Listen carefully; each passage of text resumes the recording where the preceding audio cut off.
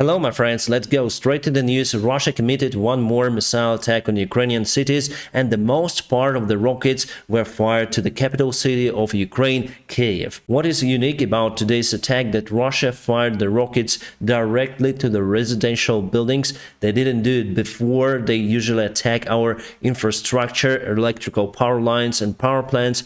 This time just normal buildings. It's been confirmed that 9 people were wounded in this particular building, and unfortunately one lost their life. I think with their attacks on populated areas, they want to say that no Ukrainian isn't safe if he or she is in Ukraine. So they want to frighten our society with missile attacks, and our electrical infrastructure, power plants are under protection with air defense systems. That is why for Russia it's more easier to target just the residential buildings rather than to fire rockets to target the power plants. That's the other part of the city, Protasev Yar. There's the big hill used for skiing, and here you can see that just the private houses, residential area again, and Russia just fired their rockets over there. And that was the sky today in Russian Federation. You can see many traces from the cruise missiles. They fired them to Ukraine. So for sure it's not the trace from the airplanes, because I know it. I know that the route for the airplanes is quite narrow. 100% that those are the rocket traces. The good thing for today that there was the big exchange for the war prisoners, and many soldiers, I think more than 180, returned back to Ukraine to celebrate the new year with their families. So fantastic job from negotiators. And it's awesome to see our guys back in Ukraine. And that's the result. After today's Russian rocket attack, we shot down just 12 rockets, but Russia fired a little bit more than 20.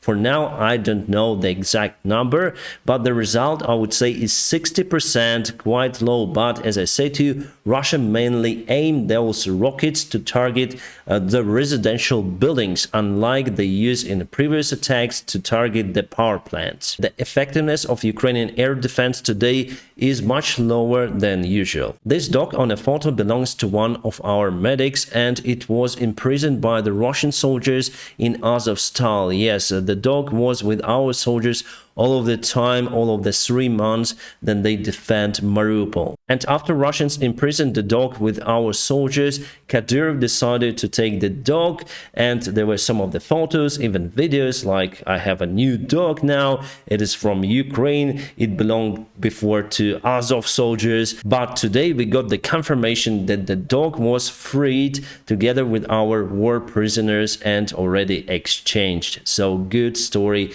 good ending of it, and Kadyrov simply used the dog for his own PR campaign. Today's Russian rocket attack wasn't left without Ukrainian response, and several explosions were registered today in Simferopol, very close to the city, in Gvardiivka airfield. Probably Russia used the air defense systems, who knows, but there were for sure explosions in Jankoy air base. So this photo is claimed to be taken from that area. You can see a couple of the traces and the smoke coming for sure from the ground. We don't know what happened there and what was used, but I hope we will have more details in future. Moscow officials decided to cancel the New Year celebration on the Russian biggest square, the Red Square. Now you can see just cops over there, and no one can go and visit the place. Probably someone is scared to let people in. Putin have already congratulated his people with the New Year. You know that Russia is big, and they already celebrate the New Year on the Far East, and it's coming to the western side of the Russia. And he puts the soldiers on the back, or maybe those are not the soldiers. I think it's true that's not, because if you see this lady here, her face, it's the same actress as on this photo. So here again, and here she is, the same face. Omsk, Russia, as you can see, they are already celebrating the New Year. They have such a strange fireworks in that area, and there is some sort of the building, and those not the windows, those small windows are. It means that this fire is quite huge. And it's been reported that there is the huge fire in electrical part of the nuclear power plant in Rostov-on-Don. It's been said that the main transformer now is lost. It's on fire. We don't know what caused that fire there. I would say that that nuclear power plant is kind of close to Ukrainian border, and in general it's kind of bad thing to have the fire on nuclear power plants. Now let's review the situation on the front lines. We have the latest release of the tactical military maps, and as you can see, Russia is on a counterattack from Svatova. They were able to build the defense lines, as I said to you before, and now went on a counterattack with the 144th Brigade. I'm not sure if it's the regular Russian army, I think so, and they put the 4th army for the protection of the Svatova and the second one. And yes, they fight hard over here, but the natural obstacle, this river, helps us to protect our territory, our controlled territory, against the Russian attacks. And in future, obviously, we'll go on our counterattack to take Svatova. Speaking about Donbars, I can see much less attempts from the Russian forces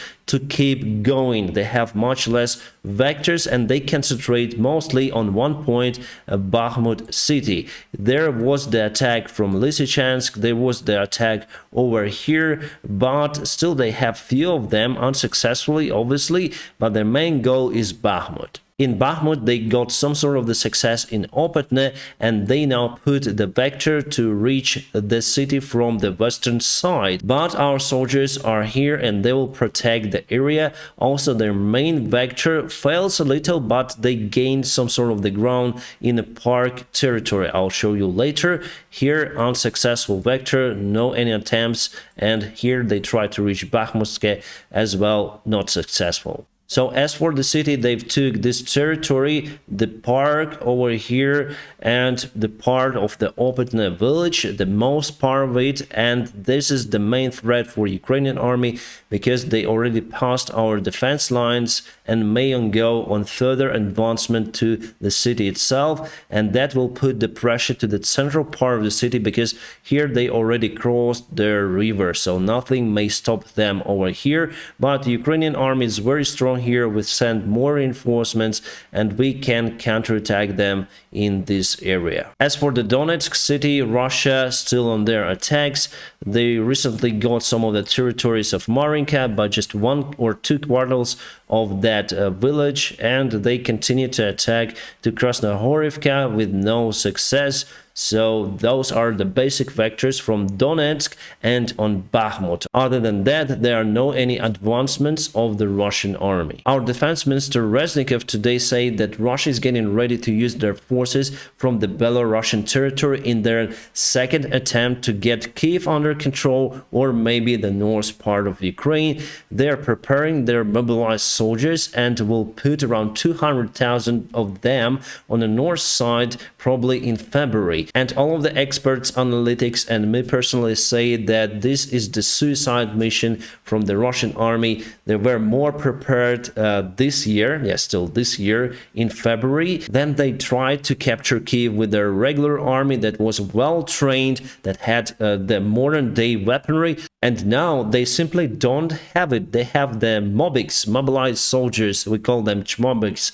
They have T-62 tanks. Yes, still there are lots of the T-72, but the resource is quite limited for them. They were on a long storage, but the storage wasn't done properly, so they have to repair the new tanks that were standing for decades under the sun, under the rain and snow, and it's the big issue for Russia. Also, the same applies for the automatic rifles. They have the rusty ones in their army, so it's total madness what is happening in Russia. And without mobilizing their economy to win this war, they will lose it simply. And I don't see any kind of signs that they're going to mobilize their economy. They still want to apply as less as possible to their army and get more money to their pockets. I mean generals, I mean the chief commander of the Russian army, Shoigu, who bought quite a lot of property recently. So they continue to get the money out from the Russian army, spending just few rubles to modernize the Russian army. But it will not be like that.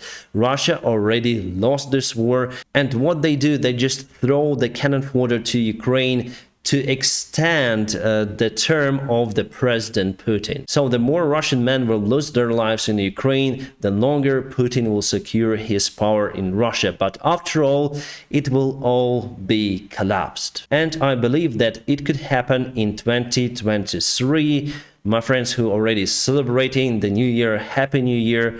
I wish you all peaceful skies as usual. And you know, I could never imagine that the war may happen in my country. Ukraine was so peaceful until 2014, but after that, still the massive invasion of Russia. Why? What was the reason for it?